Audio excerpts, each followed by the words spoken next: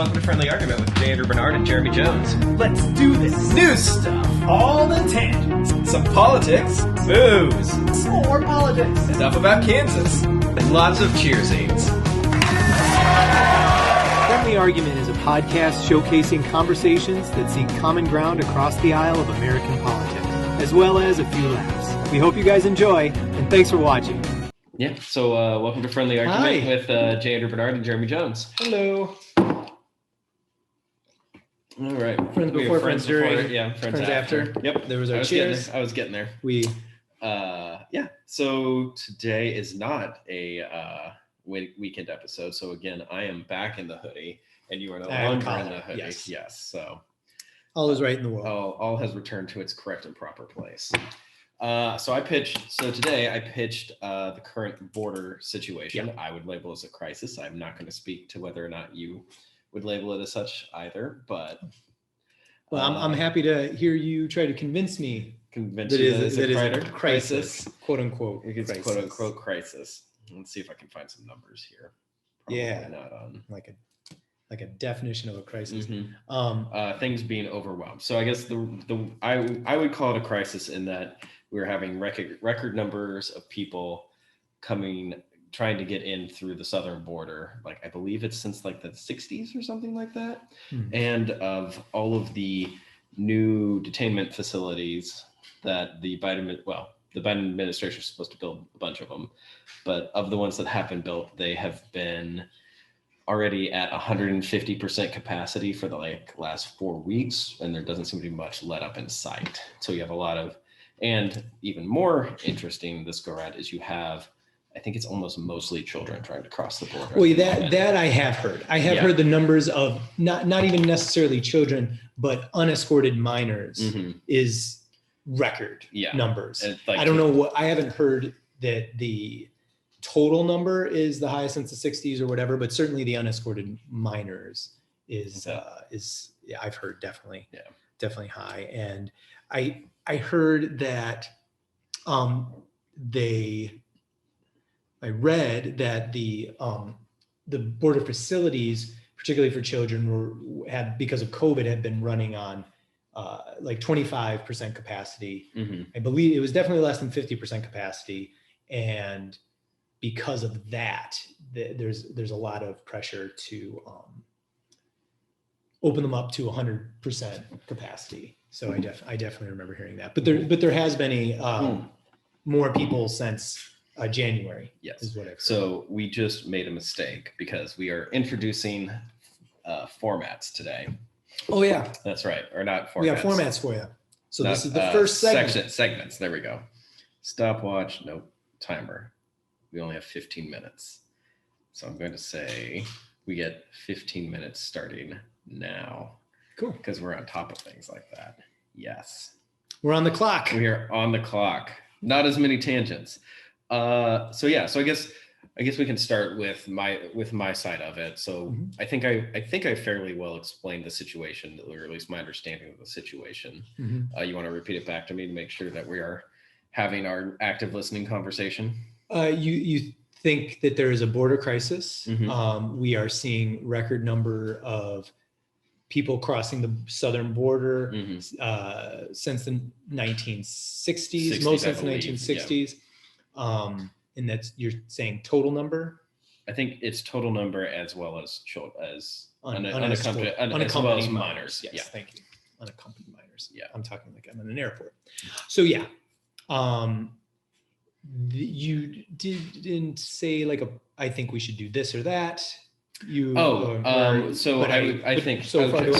guess I can say so. I think that we needed that. I think the messaging, particularly coming from the White House, has not been strong on the, hey, you need to come here legally front, and has been kind of mostly a wink and a nod. And it's like, we're going to let you in. You just, maybe don't come all at once. Okay.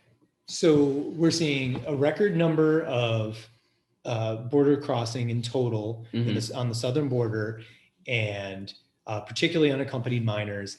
And you think that the administration is doing a wink and a nod to the illegal border crossers that, hey, we'll let you in, which I believe my guess is that you mean we will give you full citizenship eventually, just don't come all at once. I think that that's maybe a little bit, I think that, I would argue that that would be the end goal, but that's probably not the wink and nod that I'd quite be referring. Okay, like that's like maybe the that would be what I would suspect is the long-term goal, but wasn't what I was saying right at this particular moment. It was more of like, we'll let you into the interior, and then in 8 years, we'll find you a path to citizenship. Okay. Yeah. Got it. So other than that specific, do you think I think that's fairly, Okay. CNN has numbers we can look at later. Great. Would you mind pulling up the clock so we are aware of that is we can either do research or clock management. Well, we got 2 spots here. So perfect. There we go. So I think that it is not to, it's tough for me to find how it's to Biden's advantage to wink and a nod to non-citizens. I definitely think that Biden is seen in the US and internationally as more accepting than Trump. Almost anybody would be considered more accepting than Trump. Are you saying on southern border immigration? Okay. Yeah. So I don't see it as very Biden specific because literally anybody would have been, less of a human deterrent, and consciously so. It seemed like Trump was consciously making it sound as terrible as possible, and then going to lengths that no administration had before. And so I don't see it as a wink and a nod. I do think that, yes, clearly there are more folks coming. There was quite a surge during Trump's thing as well. It seems like these things just kind of happen cyclically. I'm sure it has something to do with Biden winning the election and him being seen as more lenient, but I don't see that as even particularly Biden specific. We are going to go deeper into immigration meta, and so I will have more to say. Okay, so if I understand what you're saying, correctly, and you can of course correct me here, is that there is what I believe more liberal leaning of publications are referring to as a surge at the border. So that's not you don't think that that's really in question, but you don't think that it's necessarily Biden specific because Trump was a human deterrent, or at least ran on this is not a thing that we can let happen, and made a lot of policies towards that goal. So to say it is, so I think what you would infer from that is that it doesn't matter who it was, as long as it wasn't Trump, there was going to be a surge at the border because people are like, oh, the mean orange man's not going to be trying to stop us. Yeah, I mean, unless you can cite someone that would have been, oh wow, if this person would have won, they would have ran further than if they went with Trump. I mean, I think any Republican would probably have maybe not Trump level rhetoric on it, but probably similar Trump policies towards it. Like I thought, I guess, but did I accurately? Yeah. Okay. So I think that I think Trump actually did some, despite whenever I talk about Trump, there's always the assumption of okay, there's what he actually, I'm going to take away what he said and then look at what he did. And so I think I don't think you're allowed to do for the audience, but it is Andrew's floor. Yeah. And it's what I try to do with everyone. So the detaining people in Mexico before allowing them to cross, I think was a good policy, because then it allows us to actually have time to vet people and look at them for actual humanitarian or immigration issues. Whereas that they're on this side of the border, there's a tendency to say, okay, I don't want to say quote catch and release, because I don't think that that's necessarily a non-baggage term, but there is a tendency to be like, all right, well, we can't legally hold you anymore. You need to show up for your court date, and then people not showing up for their court date pretty consistently. So I think that there were policies that the Trump administration put in place that were helpful towards maintaining a more secure southern border. Yeah. Meta? We still have 8 minutes, so I mean, we might as well talk about the specifics of this one. Okay, I mean, the specifics of it, I think I just go meta right away, just because we don't have a good immigration policy. Mm-hmm. I mean, so there are some parameters, being the United States, that we need to do better. And personally, I felt that the Trump administration and many administrations before it, sadly, were, hey, all Americans, we have a terrible immigration policy. Congress, what are you going to do about it? You know what I mean? And really didn't step up, and Congress wouldn't step up either, because it's a really tough, intractable problem. And so I understand that it's not politically popular, but I think that it's time. Someone should step up, and hopefully there's the political will. Yeah, I think maybe before we get into the meta of the conversation, since we have a little bit of time to it, is if you have more specifics, I'm happy to. Well, yeah, I think I was actually going to try to move like halfway in between, because I guess what I'm curious about is, what do you think like the number should be for our immigration policy? Because I agree with you, no one stepped up to the bat, and I think Congress should have stepped up to the bat, but I think Congress should step up to the bat a lot more often than they do, because it shouldn't be the executive branch shouldn't be the one creating laws, or rather shouldn't be the one creating rules. That's the whole point of the Congress or the legislative branch. But we have because we have a tendency to have a Congress that doesn't want to do anything, and we need rules in place. The executive branch steps into an administrative role, and they're like, well, these are now what we're going to do. Go for. You have a 100-headed monster and a 435-headed monster, and then you have a 1-headed monster. It's just simpler and the only one with a national constituency is the president. So it's called the executive branch. So this should be the initiation of ideas, and then with the advice and consent of the Congress. So I would like to see, but literally it could be anyone. Anyone at this point, your aunt, any friends that you have that have ideas about immigration policy, I'm all ears. Like really, we're at that point where it's that crappy. We should really address it. Yeah. And I have some ideas, but I think part of the problem is like, people vote with their feet, and we're like, there's a lot of people voting with their feet to come here, which is great. Like, you want to be the place the US. Yeah. And you want to be that place.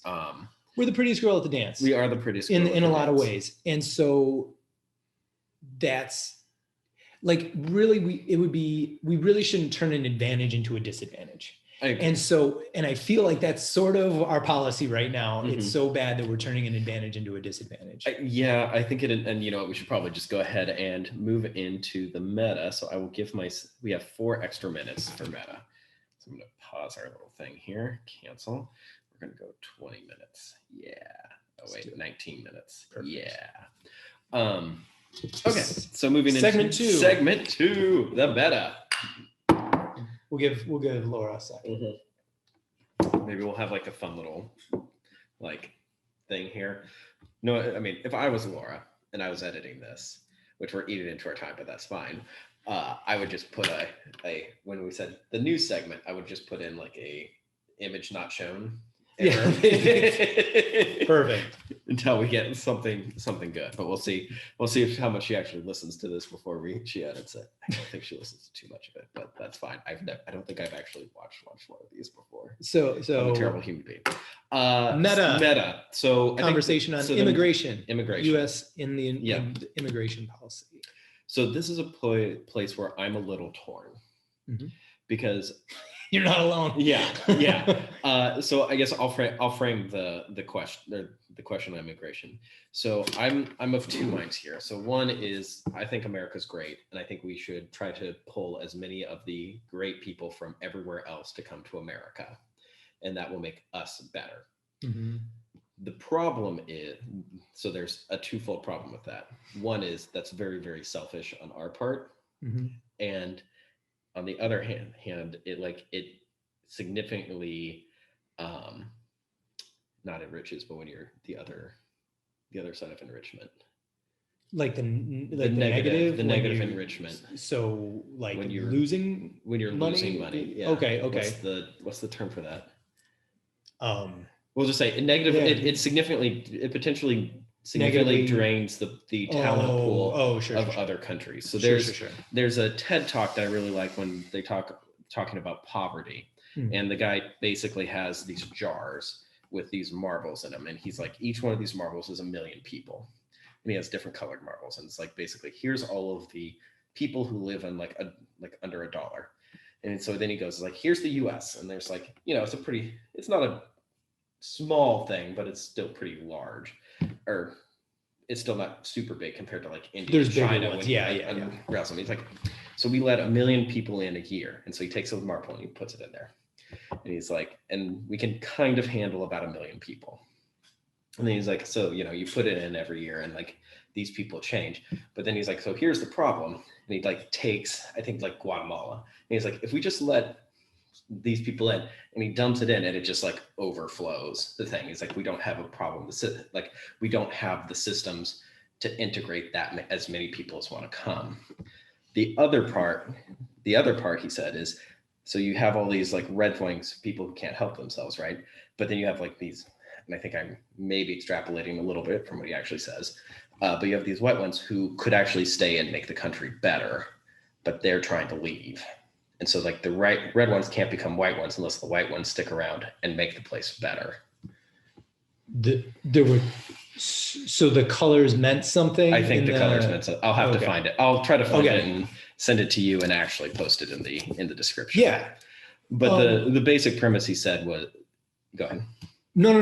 Oh, the basic premise was like the US doesn't have the capacity to fix the world's problems by letting everyone come here. Right. Which great news. Yeah. No one's pitching that. Yeah. So thank you for answering a question no one asked. Yeah. TED Talk. Dude. Mm-hmm. It's a good TED Talk. I'm sure it is. Yeah. I'm sure it is. And I've enjoyed some TED Talks, but I just sadly I think it's a more difficult question than that. Even it's one of those the exact number. Mm-hmm. You don't have to know someone's exact weight to know they're overweight or that they're underweight. Yeah. I think it's more of a feel, mm-hmm. but there's going to be a range. But I don't even think the number is the most important thing. I think sadly, we have to transition away from the immigrant, give us you're tired, you're weak, you're poor, you're hungry, all that. Like as awesome as an idea as that is, as awesome as it has made us. I do think it's been beneficial. It's sort of, I have to be honest in order to be helpful. Mm-hmm. Those startup companies that have the CEO that got them from, 0 customers to 1 million customers or 1 billion customers, then you need a new CEO to run it at that level. Yeah. Like I think we made that. Yeah. We made that jump. We're not the startup anymore. Mm-hmm. Keep some of those elements. Yeah. But we need to address the reality of it. It's not about being a deterrent necessarily, but I just think we need to borrow from some countries. I know Japan has a particularly restrictive policy for immigration. I wouldn't go quite that far. Singapore is made itself very attractive to the people it wants to attract. That doesn't sound too selfish to me. I'm happy to make myself attractive to people. So this is actually a point where we probably agree. Yeah. Because I think that we should be letting in as many of the cream of the crop as we can, even though I feel bad about that, and I feel guilty for that because it is inherently selfish of it, or selfish for my country. Yeah, I'm still going to do it, but I feel a tiny bit dirty about that. Yeah, I don't necessarily feel terrible about that. Yeah. I probably would have sort of a fat tail sort of situation on both sides. Yeah. Where it's like I'm letting in every cream of the crop person that wants to come here and that can display that through, I don't know, standardized testing and education or something of the sort. And then we also have a need, you're filling a need. Yes. And also these people were really unjustly persecuted. They were really, what I mean? And the helicopters out of Saigon kind of exactly instance. like I would a lot of altruism, a lot of generosity on one end of the spectrum, probably a pretty low center of that bell curve, and then another fat tail on the very I would agree with that. So I would let the entire population of Hong Kong move to the US immediately. We have found some very strong overlap. Yeah. I'm trying to think. There was Australia. When the CCP was really cracking down on Hong Kong last summer, the Prime Minister of Australia told anyone who wanted to from Hong Kong they could move to Australia, no questions asked. Dude, I mean, there are some real win-win opportunities there. Why not do that? Here's one that I think, just double check the time. Look at us. Yeah. Look at these pros. You're so good. There is a more controversial. Well, actually, I'll pose it because I don't know if it's controversial. If you're born here, you're a citizen here. Is I think we take that for granted in the United States. I certainly did for most of my life. That is not the policy of many countries around the world. It's particularly more of an America's policy. It's not necessarily a European policy, UK policy. It's not like interesting. So now, if you these are things that people are putting forth, like having a process for citizenship within your own borders, as opposed to it's just they're born here. What can we do? You know what I mean? Yeah, I wonder if that stems from the fact that we were a nation of immigrants for most of our history. Yeah. And you were kind of talking about the we have original CEO syndrome in this regard. Right. But I wonder if that was also a part of the fact that we just had a huge, massive country, and it was like, well, we have no idea if you're actually a citizen half the time. Right. But no, I agree. I think that is an interesting, I think that would be a potentially helpful idea. I'm not advocating that. Yeah. I'm just saying it'd be an idea to ways other, the most similar countries to us, those industrialized democracies, handle their immigration, and we're bad at immigration. Yeah. So it'd be pretty tough to get worse, but these are the things that other countries are doing. Singapore, I mentioned Japan, but I didn't. So they're particularly. Yeah. So this is a. Which I'm not proposing. Yeah, so this is maybe a tangent, but I read an article today about this. The president or prime minister, I forget which one they have, of El Salvador, was apparently being interviewed on Fox News, and he was saying that it's the relationship most of the Latin American countries have with the U.S. is actually harmful to both, and he's saying, and the main reason he's saying is because there's more money to be made in America, the go-getters basically, risk all the dangers of getting to and staying in America, and then they send money home, right? Right. So this is a problem for the countries where they're from, because all of a sudden their economy is completely subservient to the U.S. economy. So the U.S. crashes. I mean, most of the world would crash if the U.S. crashes hard. Yeah. But like, especially the Latin American countries will crash very hard because all of a sudden there's not. That's what the president of El Salvador was saying. And he was saying, and it's not good for the U.S. because a lot of our money is getting siphoned off to these other countries. So it's like creating anemic Latin countries and draining resources from the U.S. And I think that there is a there. But I guess your thoughts on that. Yeah, I mean that is interesting, and I think that kind of speaks to my worst fears that I mentioned earlier, is sort of turning these advantages into disadvantages somehow, turning our strengths into weaknesses. And I don't know what the answer is.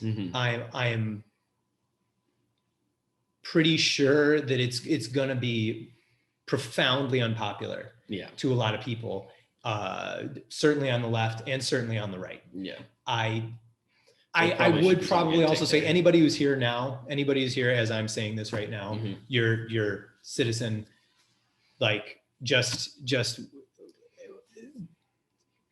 I don't know how else to do it. And so I go to that binary sort of place in my mind. So I have, like, the issue I have with that is, where's the, like, trying to get to the cutoff, I think is very impractical, but that's not the conversation I'm interested in. Sure. The problem I have with it is, I think any immigration policy for any country, the idea is to a certain extent, assimilate the people who have immigrated in. Like, if they were from, let's just say they were from Japan and they come to America, they immigrate to America and they become American citizens. They're no longer Japanese citizens, they're American citizens. So they need to hold, like, the closed-handed American issues as closed-handed issues, right? And so there is, like, this, you need to now be American problem issue. Whereas, like, with a lot of people who have come here illegally, I mean, some of them probably are. Some of them could probably turn out to be the most, like, American patriotically people. I don't know. But, like, as a general broad brush stroke, I would have concerns that, okay, the people who have done this, who have crossed the border illegally, are not necessarily convincing me that they're here to become American. Right? It seems like it's more, I'm going to come here, I'm going to make my money, and then I'll go home. And I know that there is a culture of that, particularly in Mexico, where you go, because there was the story of a tequila plant. I was completely fascinated by it because it's the most American story, but it was in Mexico. Tequila, this plant grows, or they make a tequila factory, okay. Farm, if you will.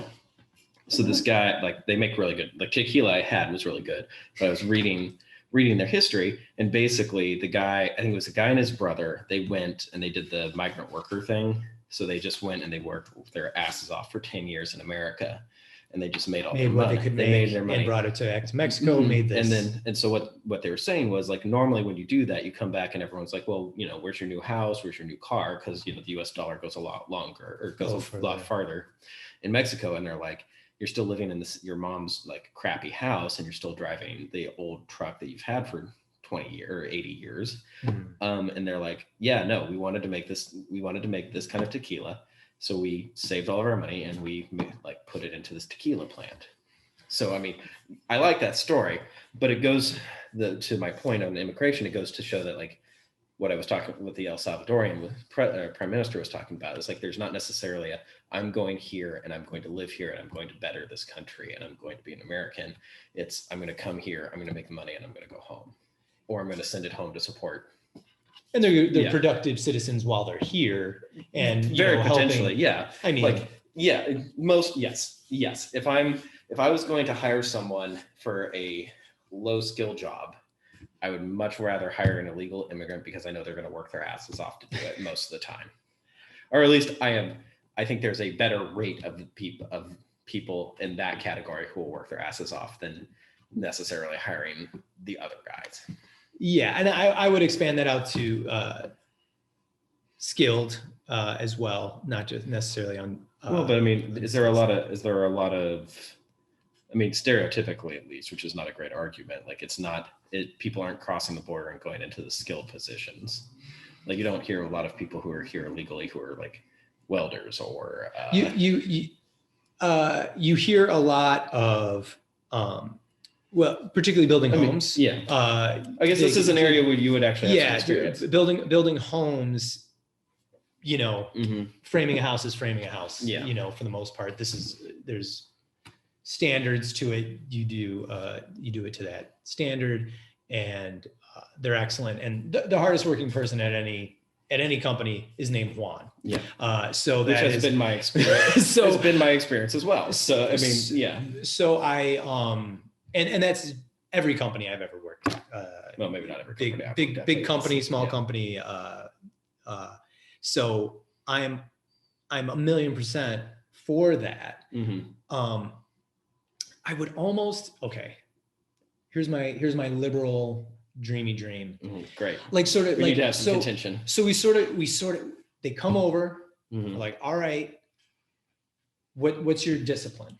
I'm a math guy. I'm a builder. I'm whatever their productive discipline is. Like, okay, cool. As long as you rock at that discipline and you stay on that discipline, you're good to go. Yeah. And then so there is a little, we will give you the opportunity. You're here. So would you rather? And then after a certain amount of time, they've shown that they're And then like I'm completely fine like stealing productive citizens from other countries again because I am selfish for my country. But so I guess I want to give that opportunity. A work to citizen program is visas kind of what I'm hearing. Yeah, maybe something like that. But I do want that. I guess I should say I don't mind the idea of someone that comes here and we're like, okay, cool. What did you do? What is your, and I like the word discipline. And if you can show that you can stay on a discipline, I'm happy to call you country. Yeah. Like, you know what I mean? And then I do think we get better. I do think we get stronger. I do think we get more productive. I do think that they're going to not be this drain that I'm sure is true to some degree. I am also confident it's overblown. But something like that would be my liberal. Less than I think, more than you think is probably the truth of the matter. Sure. Yes, I agree with all that. I think the issue is, the issue again, I come back to is do we have I guess maybe where the conservative mind tends to worry is are the people coming here, are they assimilating well? Are they being good, productive citizens? And do we have a check the time and define assimilation for me? Yeah. 15 seconds. So I guess we'll end on the definition of assimilation. There we go. Assimilation is coming to the country and becoming culturally that country. Right. At least in a multicultural country. But in like broad strokes stuff. Like there's always going to be soccer fans in the US, even though our real sports are baseball, football, and basketball. Yeah. Technically hockey, but I don't, Hockey's rad. Yeah. I feel like it's a very much a rich man sports if you're south of Colorado. Oh, sure. Yeah. And actually, if you're south of North Dakota, it's a rich man sport. Yeah. So everything else was kind of like, can kind of be played. So it's just great to watch live. Yeah. So I guess maybe in the terms of American assimilation, I want them to come and I want them to be, I would say you've assimilated where you're like, yeah, our founding principles are rad and I want to live by those. I really like, I am productive and helping out. Like I'm a productive citizen. Do I need to define that as well? Or no. Is that okay? And because the human mind really likes threes. I do. Yeah. And I'm doing my best to add my country of origin's flavor of culture to the American experience while not necessarily being proud of where you're from without still being where you're from. Does that Sure. Does that make sense? Like, with that definition, that's a very wide open definition. Yeah. Well, so, let me maybe give an example of what I don't mean by that. So there was like maybe 4 or 5 years ago before Trump, there was a big like time before. Yeah, time before Trump. Let's just enjoy that thought for a moment. Yeah. There was a big Si Se Puede rally, right? And I don't remember exactly. I believe it was over DACA. I think was what the rally was for. And it was on the mall. It was a traditional like civil movement. We're going to go meet on the mall because that's where Martin Luther King did the mall. And anytime you want to do a civil issue, you go meet on the mall. Yeah. It's where you go do it. And it was packed. And I was like, okay, I don't mind this. What pissed me off was that there were more Mexican flags being waved than there were American flags. Actually, there were no, as far as I remember, there were no American flags. And I was like, if you want me to be on your side, wave the American flag. Be here, be us. Don't be Mexico. You're not Mexican. If you want to be here, you're not Mexican anymore. You're American. You can be from Mexico. You can be Mexican American. I don't like the hyphens because it divides us. Right. It categorizes us, which can be helpful at sometimes, but I don't like that. It is like I don't like it in the hyphenated category. So like you can be an American who is from Mexico. You can be first generation Mexican American if we must hyphenate. That's fine, but you should be American. Yeah. And I guess that's what I'm talking about when I say assimilate. Gotcha. Yeah. Okay. It's on my list. Mm-hmm.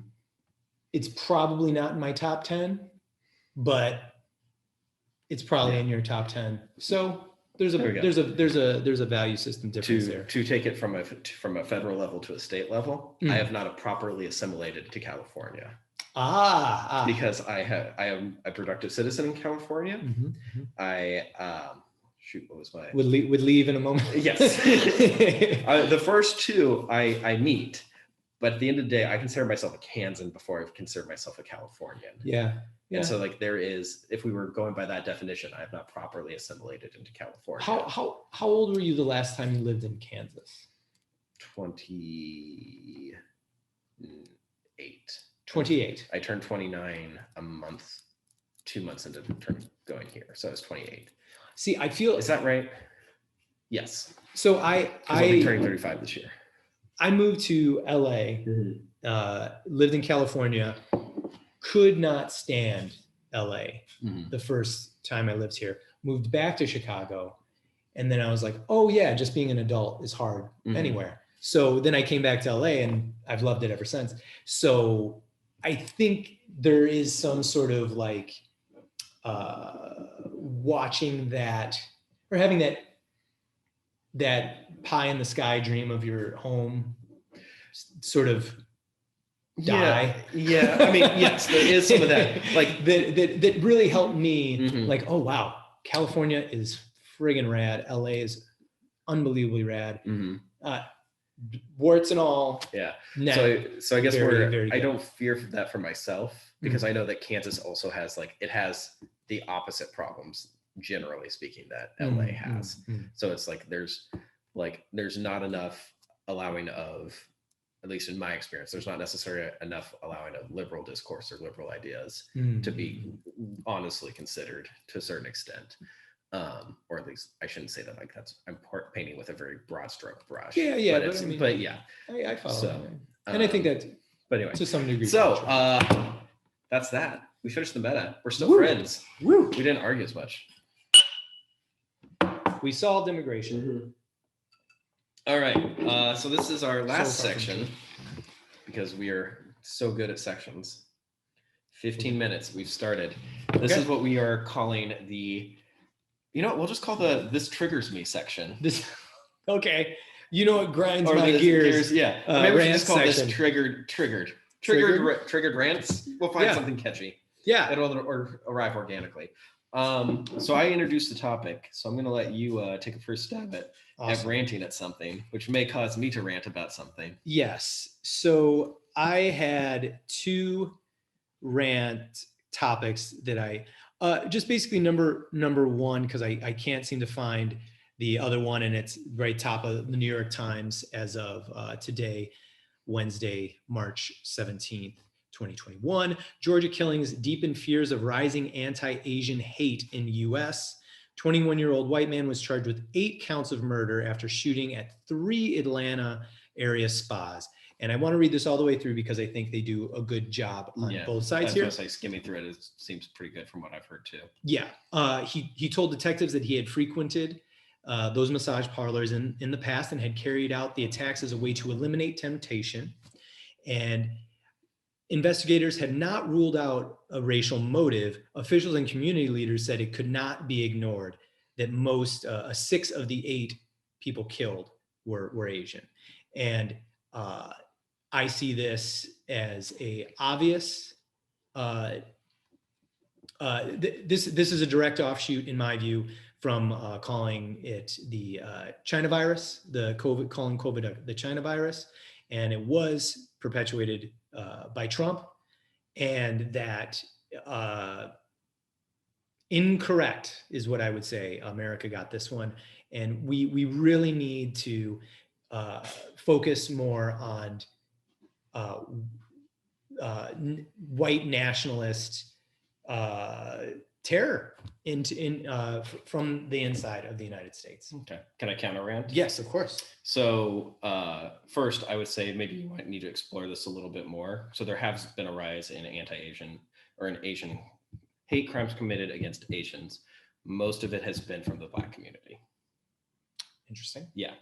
So, I mean, feel free to fact check me on that one. Sure. This one is the most egregious that yes, this is the most egregious one I've seen.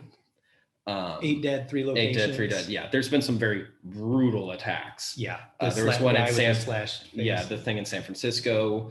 New York. Yeah, and so it's like, I would say that I guess I had 2 rants on this. Yeah. The first is I don't think that this was, that the rise in anti-Asian stuff is a white supremacy issue. I think that there is a race component to it, but I don't think that it is a white supremacy one. Second is I don't think that, from what I've read of these things, is the guy was shooting them up because he thought the massage parlors were causing him temptation.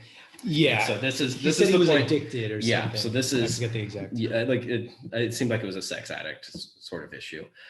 So what I think will probably come out in the wash is that this man is probably going to he's going to have some kind of mental issues. I think that he is going to have come from a fairly fundamentalist Christian branch. And I think that normally I am the biggest Second Amendment person, but I think that there is something to be said for a cool down period, because apparently he bought the handgun the same day that he used it. And like I said, I'm normally like, I think you should be able to buy any gun you want. I think that it is an issue of people versus the government power dynamics. I'm okay, particularly with handguns, that you have to have at least a 24-hour, maybe even a 3-day cooling off period. Like if you can go buy a thing that is massively destructive, like just easily without a permit, I don't think that is a wise idea to not have some time to be like, is this really what I want to do with my life?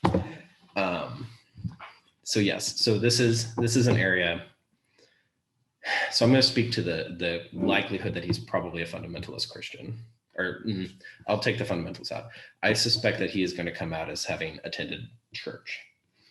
I think that there's a branch and sometimes a problem in Christianity that gets very, very legalistic and then doesn't allow people to actually healthfully deal with their issues. But you'll find like, it's interesting. I've seen that in some marriages. Yeah. I mean, there's like, it is a thing that happens with people, but because it is my experience, like it is a thing that can happen within the church. Or at least, yeah, I mean, the Catholic Church has tons of examples of it. The Protestant Church has tons of examples of it. So I think that there is, because this man seems like he was clearly having other mental health issues, that he got into his head that the way to get rid of his temptations so that he would be a righteous person is to get rid of his temptations, because apparently he frequented some of these places. Yep, that's the and so yeah. So here's a slight counter, but yeah, I mean, for the most part, we are seeing the same thing and interpreting it similarly. Before you, please. I feel like, with at least, because I can speak to this as being a confessed Christian, is I think that there are places in the church where we just need to do better. Like, this man should never have gotten to the point where he thought that eliminating the temptation, that cutting out your eye to keep you from sinning, is that. Check. So you're saying maybe it was a misinterpretation of that. I think there was some very, very misguided interpretations, likely due from some mental health issues. Sure. I would even potentially pose maybe a little bit of spiritual stuff, but I don't know where I actually sit on some of those issues myself, so I won't put that as an actual thing on the table. The evidence that I would bring forth, because I do think there's a lot of overlap there. The United States does not have a higher instance of mental illness than most other countries. We do have, no other country has industrialized democracies, similar countries to us, have the gun laws that we do, and have the shootings that we do and killings that we do. It is every reputable study I've seen on it. It comes down to accessibility. It's not that these people have mental issues. It's that we spread the gun so far and wide that it gets to more people, and that accessibility issue is what is the beginning and the end of the reason why we have 3,000 times more mass shootings and I believe mass was as defined as 2 or more killed. Is that in gross numbers or by percentage of population? I'm sure we're ahead in both. Yeah, I was just curious, like, if what the specifics were there. Yeah, I think it was 2019. We had over 300 people killed, or 300 shootings. I think it was 300 shootings. Maybe it was 300 shootings. The second place was 2. It is just so vastly different. It is so of mass shootings. So 2 or more people were killed. 2 or more people were killed. Is it 2 or more? 2 or more. I can't imagine that the next one was 2. In 2019 is where I if I'm remembering this correctly. And even if it was 6, even if it was 3 times the number, even if it was 20, it's just so different. This is such an outlier statistic, us and these mass shootings. I want to see. Do you can you track down that article? I'm happy. I think that's one that I would like to see. But it's just so different here. And it's the accessibility issue is really, and so I get it. I would probably have a handgun, or I wouldn't have a handgun. I would probably have a gun myself.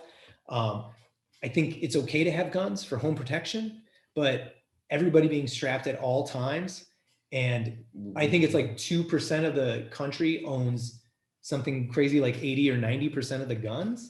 Like, there's a paranoia. There's a paranoia element there with, and there's some collectors, and I mean, and these people are my family members. They're my friends. Like, I'm not, singling out anybody, but it's different here. It's just different. We need a different answer. That's my end of rant. End of rant. Yes. I think that rants can go unanswered. We have 5 minutes. And you got 5 minutes to rant back. So if you got something. I don't know. Not without, I think, just causing a new episode to crop up. So you could tease a new episode. We could tease a new episode, but I feel like that would go against the spirit of how we decide to do episodes. No, I'm well. This is our pitch session. You can you want to do the Second Amendment as a meta in the next episode? Sure. I mean, I just think it's going to be such a boring discussion. Possibly. I mean, it's just I think we'll fundamentally disagree. So I guess I don't see that. I want to see your study because I didn't think it was quite that bad. And again, I would want to know like what's their definition of mass shooting? What is the like the count? Because like I think there's gang fights in other countries that are mass shootings. Israel and Palestine alone has got to be, you know, in the 10s to 20s every year. Like most of that state sanctioned. And so I don't think it goes as like private citizen on private citizen. But it's like, do we have more gang fights than any other country? Like I guess we have more gang fights in the 5 neighborhoods in the city of Chicago than most other countries. I mean, now there's probably I could see that, but it's like the next. I will grant you that Chicago, like we have several cities that probably account for a significant percentage of worldwide mass shootings. And I said 5 neighborhoods in Chicago. Yeah, Chicago is a great place to live. I'm not quibbling with that. I'm just saying that there's other shittier parts of the world or shitty parts of the world where I would imagine that these same things are happening. It's not that I'm quibbling with we have the most. I could see that being true. I just don't think that I have troubles believing that we are so by far the most. Yeah. I'll and again, like I guess I would say I don't think that the issue is an accessibility issue. I think that it is an issue it is more of a cultural and character issue, that we don't have a culture currently that supports people in the way that allows them to be like, oh no, this is not the right decision. Like the people who, like most mass shooters, like the most common theme among them is that they came from a broken home where their father left very early. And so it's like I think there's more of a there in like the psychology and the culture surrounding it than there is in necessarily the availability of guns. And you think that doesn't happen in roughly the same percentages or in other industrialized democracies around the world, like dad leaving early? I couldn't speak to it, but I can at least speak to like what my perception of the American experience is. I mean, I don't know. Like I would imagine Brazil being different than any other countries. Yes, but and our shootings are different than any other countries. I'm not against guns. I'm not saying it's not a contributing factor. I just don't think it's the biggest contributing factor. You think it's a cultural? I think it's more of a cultural issue than it is an accessibility issue. I would have to now go and look and see like what are divorce rates in other countries. Like I would be surprised that they're as much in Brazil, because Brazil's a like significantly more Catholic country than we are. Mm-hmm. Like, I mean, in the European Union and UK, yeah, I could see them having similar. Yeah, and I try to keep it in that like industrialized democracy sort of. So, but they also don't have the accessibility. They're not even allowed to carry knives anymore in London, apparently. Those monsters. I know, because there was too many stabbings going on. Getting shanked in London. Okay. Yep. So we had a rant. We had 1 minute left on our rant. Well, we can. I think we can call it a little. We probably do it. Good natural end. Do we have a fun anecdote to end on? Do you want to pitch a book? Oh, I do want to pitch a book. So Jordan Peterson's new book. I have not started it yet, so it's technically not in the books that I've started. But Jordan Peterson's Beyond Order. There you go. Beyond Order has come out. I expect great things from it. I am pretty sure I loaned his first book to someone in my family, and I suspect my mother. No one has confessed to having borrowed the book, so I don't know where my copy of the original one is. He says a lot of man up stuff that I like. Yes, but that's so that's that. There's also a new D&D book out I'm very excited about, and it looks super cool. Very Victorian cover. Mm-hmm. Cool. Yep. Well, that was Friendly Argument. Yeah. With J. Andrew Bernard and Jeremy Jones. We were friends before, friends during, and friends after. Cheers. A little bit.